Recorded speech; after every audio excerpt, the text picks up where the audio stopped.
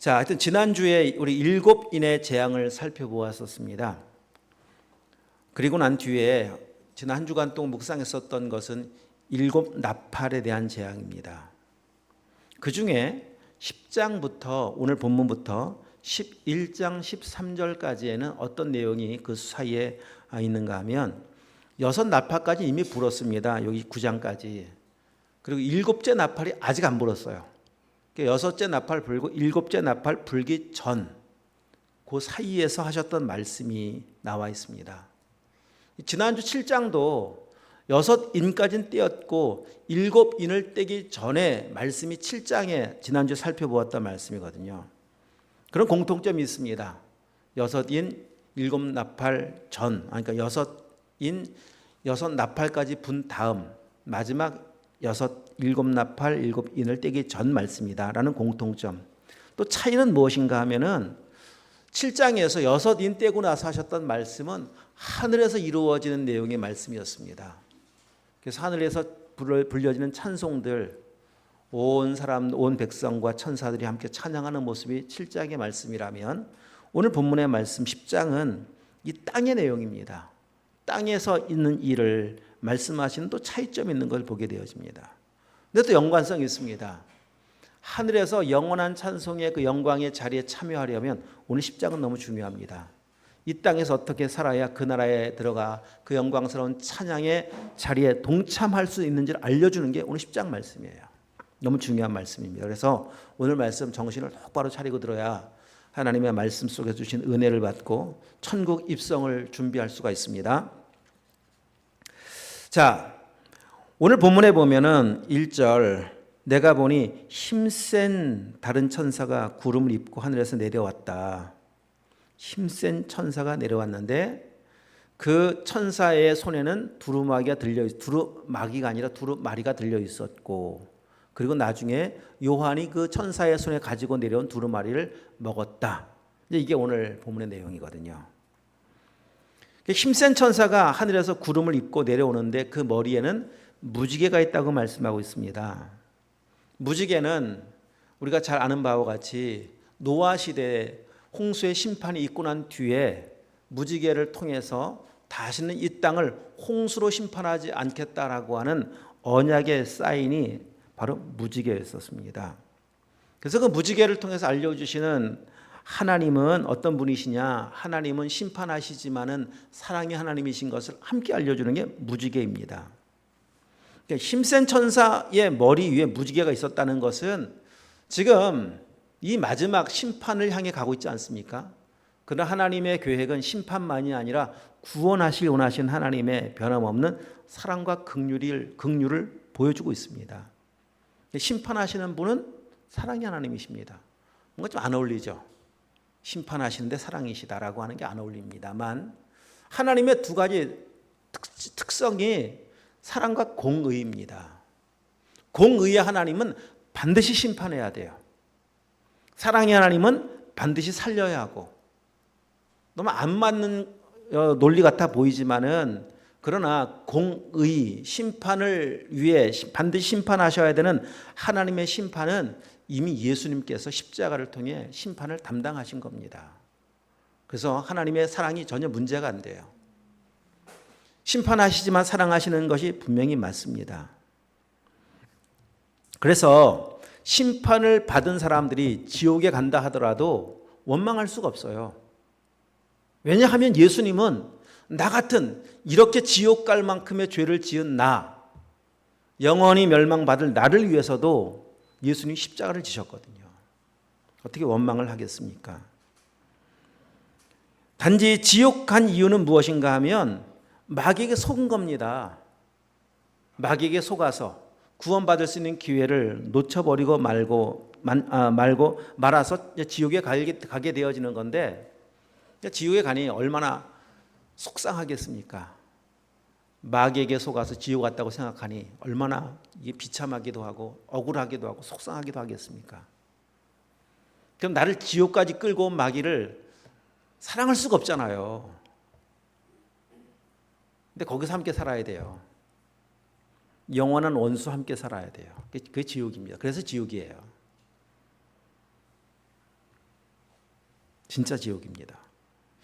우리 사랑하는 성도들이요, 지옥을 향한 걸음으로 가지 않길 축복합니다. 말씀 똑바로 들으십시오. 자, 하나님의 심판을 위해서 선포하기 위해 내려온 힘센 천사의 손에 두루마리가 들려 있는데, 그 두루마리의 내용은 무엇인지 알려져 있지는 않지만 이제 뭐 하나님께서 행하시는 이 이후의 이야기겠죠. 11장부터 22장까지 마지막 펼쳐질 하나님의 심판과 구원의 메시지 아니겠습니까?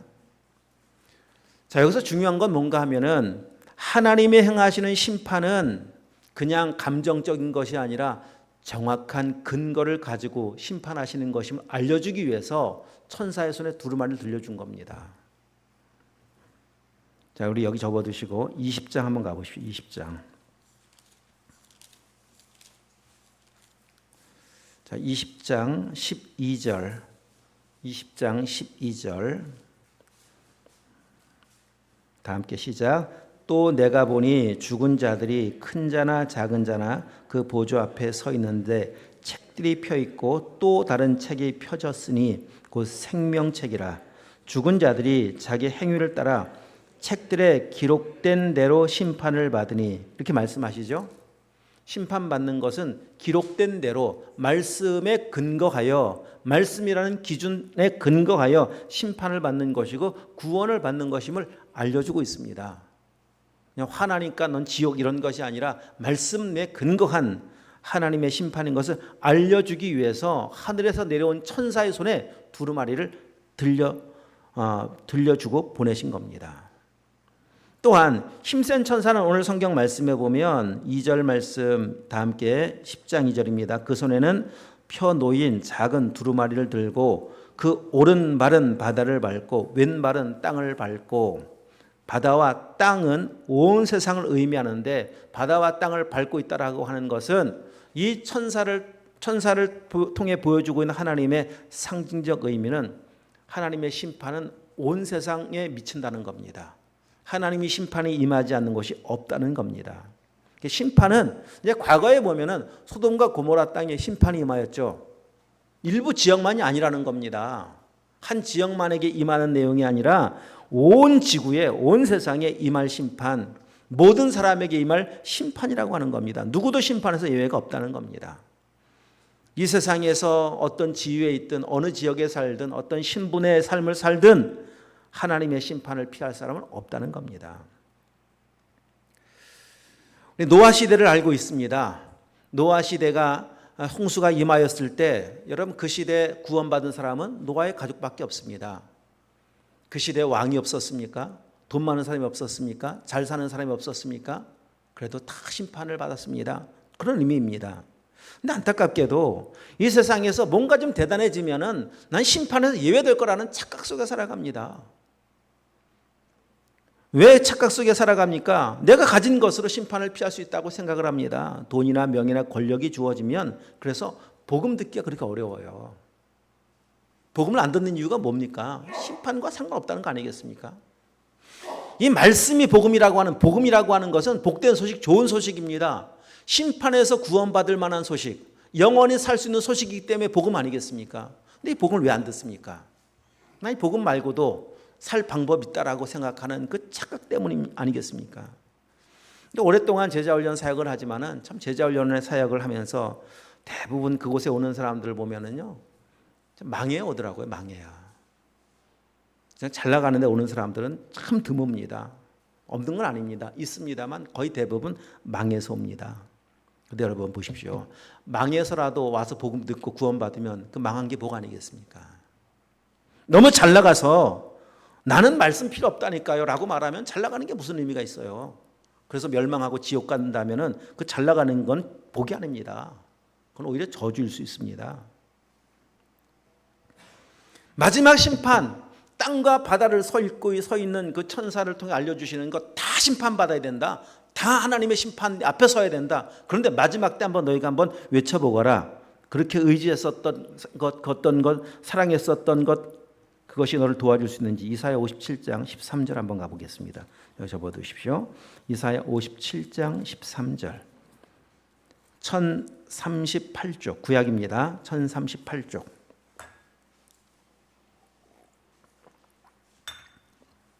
다 함께 시작. 내가 부르짖을 때, 언제 안 찾으셨어요? 1038쪽 이사야 57장 13절 시작. 내가 부르짖을 때 내가 모은 우상들에게 너를 구원하게 하라. 그것들은 다 바람에 날려가겠고 기온에 불려갈 것이로되. 여기까지만.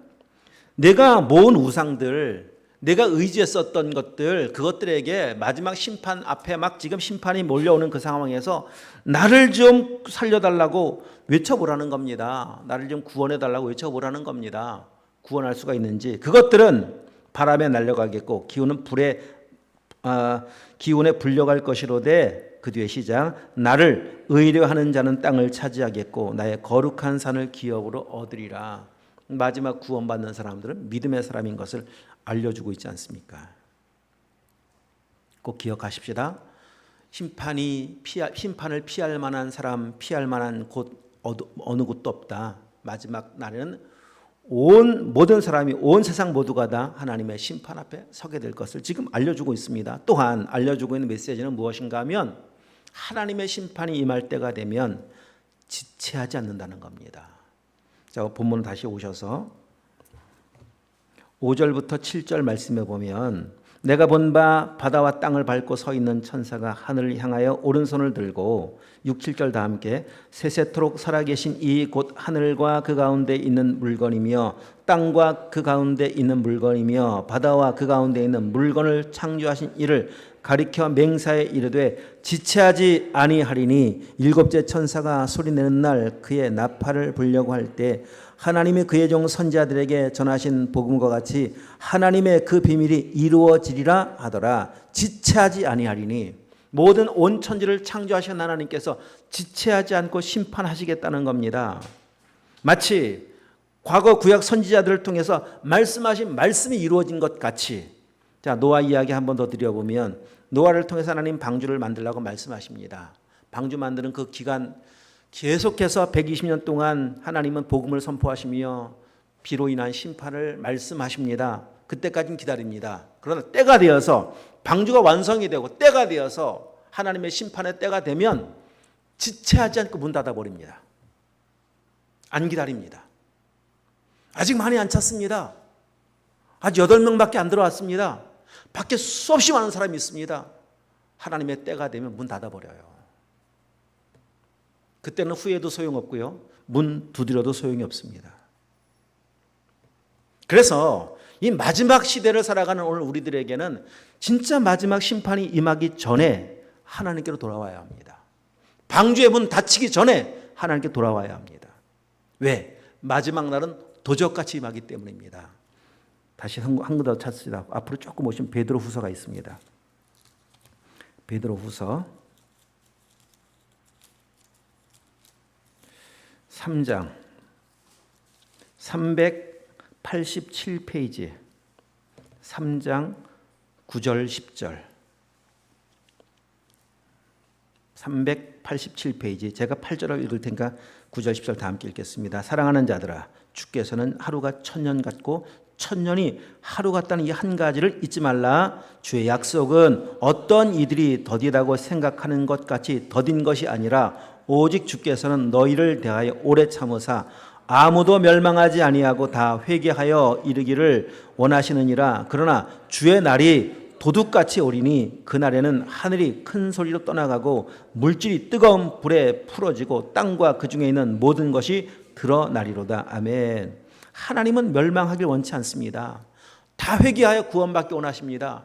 모두가 다 구원 방주에 타기 원하시지만은 그러나 때가 되면 도둑같이 임할 때가 되면 그날에는 모든 것이 다 끝나고 만다라고 말씀하고 있지 않습니까? 여러분 마지막 때를 지금 살아가고 있습니다. 준비되어 있어야 합니다. 하나님의 계획과 일하심은 사람의 상태에 의해서 변경되거나 연장되거나 미뤄지는 일은 없습니다. 수련회를 갑니다. 내일 우리 11시까지 모여서 수련회 갑니다. 반밖에 안 왔습니다. 좀 더 기다려 봅시다. 이건 우리 세상 얘기예요. 하늘나라는 그런 거 없습니다.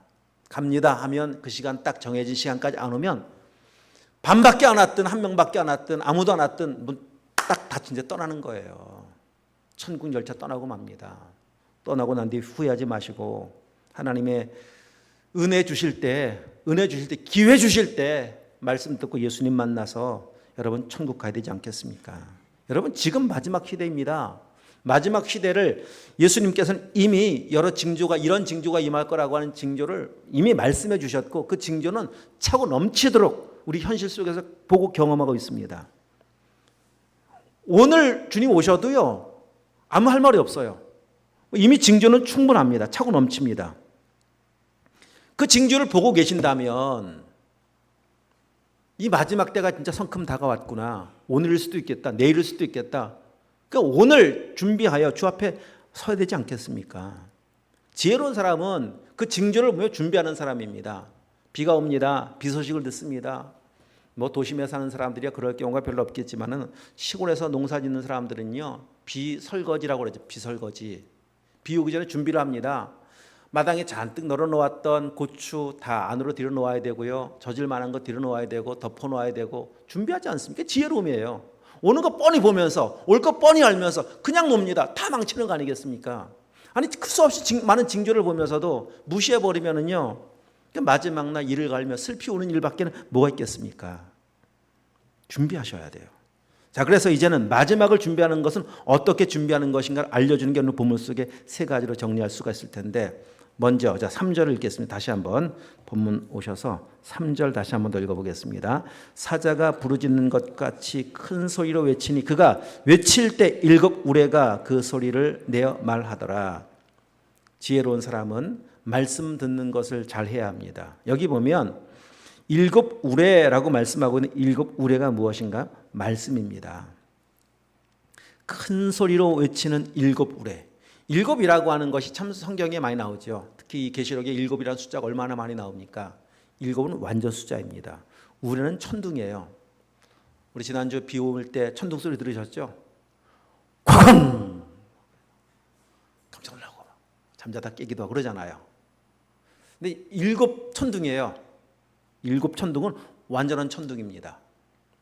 얼마나 천둥의 그 소리와 그 파괴력이 강력한지 일곱 숫자를 붙여놓은 걸 보면은요, 사람의 강팍한 마음을 깨뜨리는 것은 말씀밖에 없는 것을 알려주시는 거예요.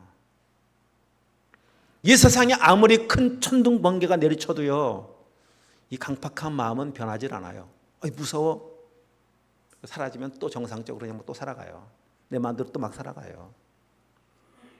그런 우리의 마음, 이 세상 그 어떤 것으로 깨뜨릴 수 없는 우리의 마음을 깨뜨릴 수 있는 것은 말씀밖에 없음을 알려주시는 것이 일곱 우레라고 말씀하시는 겁니다.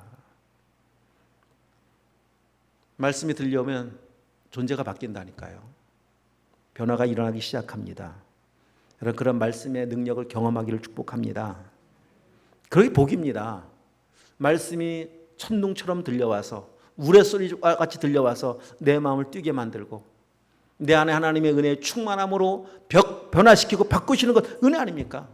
말씀 때문에 기뻐하며 살아가는 것, 이게 진짜 복이 아니겠습니까? 근데 여러분, 이 세상에서는 가짜 우레들이 얼마나 많이 우리의 삶을 불안하게 만드는지 모릅니다. 사망에 이르는 가짜 소음의 우레도 있다는 겁니다. 이건 뭐 거짓 이단 사위만을 의미하는 게 아닙니다. 우리를 멸망으로 이끌어가는 수없이 많은 유혹의 소리들이 우리 대중 매체를 통해서, 눈 열고 귀 열면 보이는 매체를 통해서 계속 들려옵니다. 그 소리 듣고 그 소리 쫓아가면 마지막은 멸망입니다. 내가 무엇에 관심이 있는가라고 하는 것은 무엇을 따라 살아가는 걸 보면 알아요. 우리 악기를 연주하는 오케스트라, 많은 악기들이, 수없이 많은 악기들이 연주합니다. 진짜 바라고 소망하는 것은 우리 코로나로 인해서 중단된 꿈틀학교, 우리 그전까지 오케스트라가 참 웅장하게 연주도 하고 했었는데 그때가 참 그립습니다. 다 우리 할 줄 알거든요. 우리 학생 청년들이 그 좋은 재능을 그냥 묻어두지 마시고 좀 잘 활용하실 수 있는 기회가 되기를 좀 원합니다. 한번 해보십시다. 할렐루야. 해봅시다. 하여튼 어쨌든 오케스트라가 웅장히 연주할 때 소리가 어우러지는 소리들이잖아요. 저와 같은 사람들은, 우리 같은 사람들은 그냥 다 어울려져서 소리가 나오지만은요, 어떤 분야에 관심 있는 사람들은, 우리 바다 오랜만에 와서 연주하니까 너무 좋았습니다. 할렐루야. 자, 바이올린을 좋아하고 연주하는 사람들은요, 바이올린 소리가 크게 들려와요. 우리 혜빈이 첼로 하는 사람은 첼로 소리가 크게 들려와요. 왜? 관심이 있고 익숙하기 때문에 그런 겁니다. 이 세상에 수없이 많은 소리가 들려오는 이 세상 속에서 내가 관심 있는 소리가 크게 들려온다니까요. 돈에 관심 있는 사람은 돈 소리밖에 안 들려와요. 다 돈이에요. 돈 쫓아가는 거예요. 그 소리 듣고서. 거기로 그 쫓아가 어디예요? 보나마나예요. 뭘 싸는 바다입니다. 뭘 듣고 무엇을 쫓아가고 있는지 보라는 겁니다. 세상 그 가짜, 오늘 13장 말씀 마지막에 보니까 666이더라. 이거는 사람의 수, 짐승의 수더라. 가짜 6의 천둥 소리에 속지 마십시오. 7 우레의 말씀 앞에 반응하실 수 있으셔야 돼요. 그래야 사는 겁니다. 말씀이 나를 이끌어가는 그 삶이 생명의 길입니다. 이거 지금 알려주는 겁니다. 지금 마지막 멸망의 길에 섰을 때 사는 방법이 뭐냐? 말씀 듣고 변화되는 것밖에 없으면 알려주는 게 첫 번째입니다.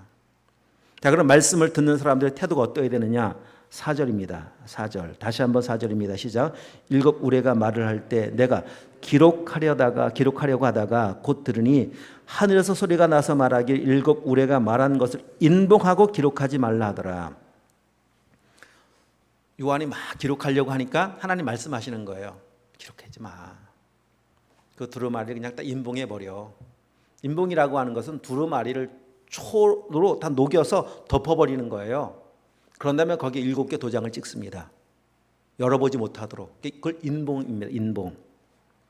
그 말의 의미는 왜 인봉하라고 말씀하셨는가 하면 주신 말씀으로 충분하다는 겁니다. 더 보탤 거 없다는 겁니다. 뺄 것도 없고, 말씀하셨죠. 말씀에 더 보태거나 빼는 자들은 하나님의 천국에서 제하여 버림을 받게 될 것이다. 이 말씀은요, 하나님이신데 오늘도 그런 말씀하시잖아요. 온 땅을 지으신 하나님, 하늘과 땅 가운데는 물건이며, 이 물건이라고 말씀하시네요. 땅과 그 가운데는 물건이며, 바다와 새새 바다 가운데는 물건이며, 그러니까 온 땅을 창조하신 창조부터 시작해서 마지막 재림의 때까지 우리의 삶을 놓고 본다면 우리가 출생부터 시작해서 죽음에 이르기까지 이 땅에 살아가는 데 필요한 모든 것은 말씀 속에 다 있습니다. 말씀 안에 인생의 모든 문제 해답이 들어 있습니다. 믿어지길 축복합니다. 삶에 이해할 수 없는 문제로 고통스러운 삶을 살고 있다면 말씀 안에 답이 있어요. 말씀을 펴십시오. 완전합니다. 말씀도 필요한 것이 아니라 말씀이면 충분하지 않습니까? 말씀 한마디로 온 천지를 창조하신 전능하신 하나님의 지혜가 이 말씀 속에 있는데 뭐가 더 필요합니까? 완전합니다. 더 보탤 거 없습니다. 조금 전에 말씀드렸던 것 같이 이것이 완전함이 믿어지지 않으면 불완전한 세상을 또 쫓아가는 거예요. 말씀 안에 답이 있습니다. 말씀만 나를 살리시고 말씀만 나를 온전케 하는 유일한 도구인 것을 믿고 여러분 말씀 앞에 서길 축복합니다. 이것이 마지막 시대를 살아가는 하나님의 사람의 승리의 비결입니다. 한 가지 더 말씀드리면, 자, 8절부터 10절 말씀해 보면, 제가 8절 읽고 여러분 9절 10절 읽어주십시오. 하늘에서 나서 내게 들리던 음성이 또 내게 말하 이르되 내가 가서 바다와 땅을 밟고 서 있는 천사의 손에 펴놓인 두루마리를 가지라 하기로. 시작. 내가 천사에게 나아가 작은 두루마리를 달라 한즉 천사가 이르되 갖다 먹어버리라. 내 배에는 쓰나 내 입에는 꿀같이 달리라 하거늘 내가 천사의 손에서 작은 두루마리를 갖다 먹어버리니 내 입에는 꿀같이 다나 먹은 후에는 내 배에서 쓰게 되더라. 먹으라는 겁니다. 그 말은 말씀이 양식이 우리의 삶을 살게 만드는 것 같이 음식을 먹어야 살잖아요. 그것이 소화가 되면 에너지가 되고 정상적인 활동을 하는 것 같이 말씀을 먹어야 창조하신 목적대로의 삶을 살 수 있는 거 아니겠습니까? 7장에 살펴보았던 하나님의 나라의 영광스러운 찬송을 부를 수 있는 그 능력의 삶은 하나님의 말씀이 내 속에 들어와서 생명의 에너지가 되면 그 삶을 살아가는 겁니다. 그러면 말씀 먹지 못하면, 말씀 먹지 않으면, 여러분 밥 안 드시면, 일주일 안 드시면 정상적인 생활이 거의 불가능하잖아요. 뭘 할 수가 있겠습니까? 아무것도 할 수 없습니다. 그래서 말씀을 먹는 것이 그렇게 중요합니다. 자, 말씀을 먹지 못하면 하나님의 자녀다운 삶을 살아갈 수가 없는데 그 모습이 창조의 과정 속에 이미 다 보여주셨어요. 창세기 1장 2절 땅이 혼돈하고 공허하며, 여기 잠깐 다시 접어두시고 창세기 1장을 한번 다시 한번 가보도록 하십시다.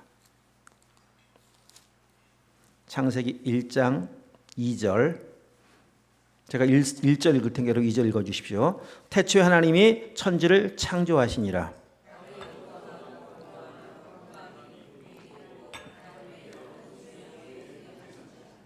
이게 지금 창조의 과정 속에 있었던 내용인데, 혼돈이라고 하는 것은 무질서예요. 공허라고 하는 것은 텅 비어버린 것이고, 흑암 말 그대로 어둠입니다. 근데 어둠이 얼마나 짙은 어둠인지 흑암의 깊이를 알 수 없을 만큼의 깊은 어둠이라고 말씀하고 있죠. 이런 상태에서 창조가 되어지는데, 이 말씀 속에 하시는 의미는 무엇인가 하면, 이런 세상을 창조하기 전에 마귀가 있었어요. 마귀가 있는 상태에 창조를 하시거든요.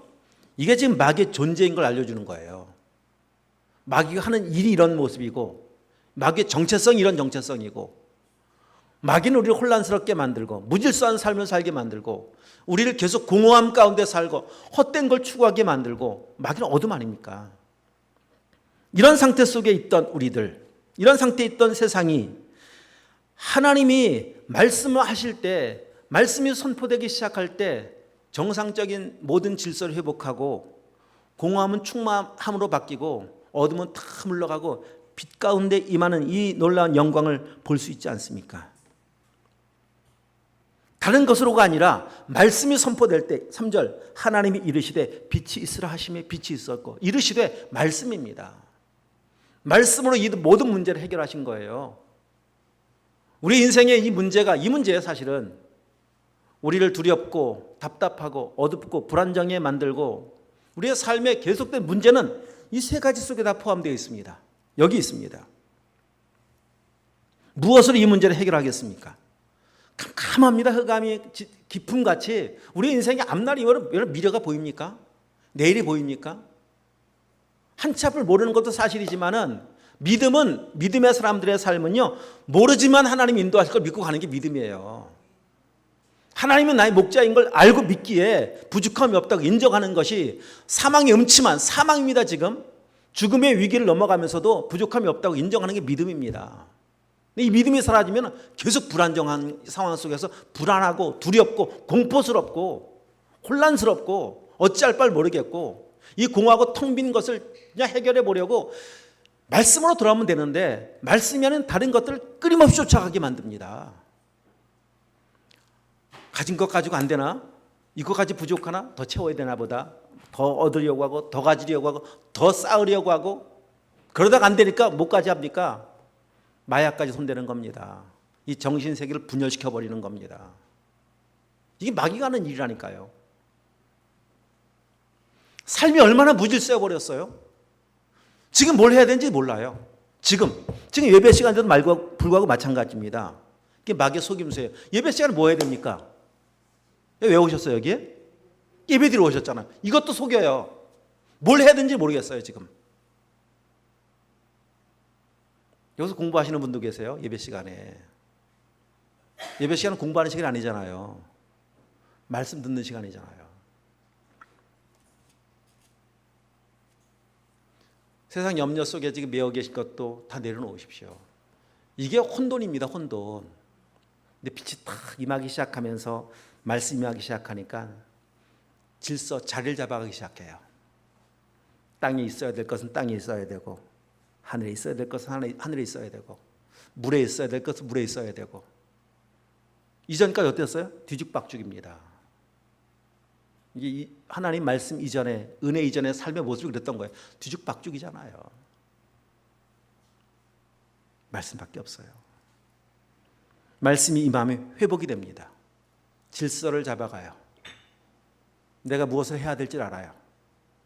말씀이 임하면, 빛이 임하기 시작하면 보여서 어디로 가야 될지도 알아요.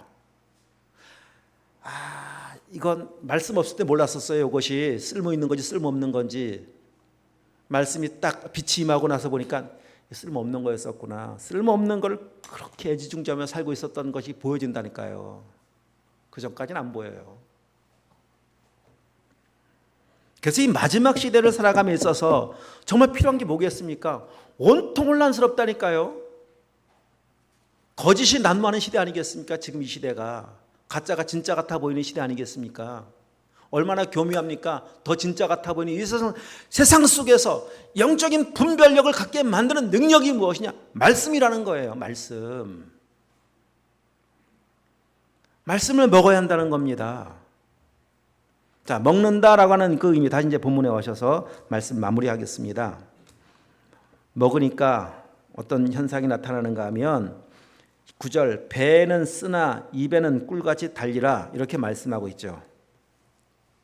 배에는 쓴데 입에서는 달더라.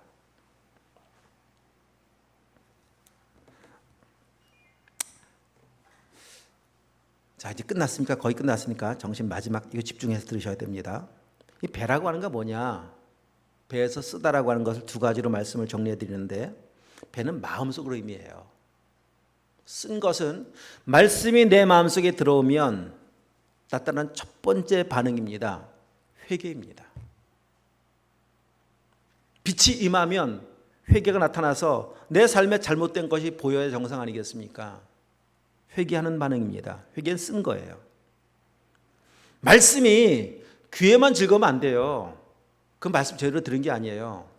말씀을 제대로 들은 사람은 어떤 사람인가 하면 회개까지 이루어져야 돼요.